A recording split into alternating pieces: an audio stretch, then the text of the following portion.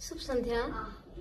आज शिव जी का द्वादश ज्योतिर्लिंग में मंत्र बोलना चाहूंगी।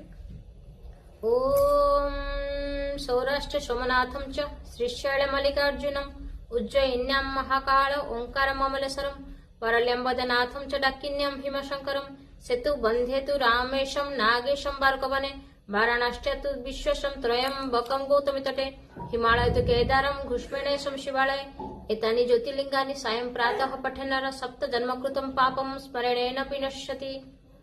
ओम नमः शिवाय। ओम तत्पुरुषाय विद्महे महादेवाय धीमहि तन्नो रुद्र प्रचोदयात्। ओम तत्पुरुषाय विद्महे महादेवाय धीमहि तन्नो रुद्र प्रचोदयात्। ओम नमः शिवाय। ओम श्री शिवाय नमस्तुभ्यं। श्री शिवाय नमस्तुभ्यं।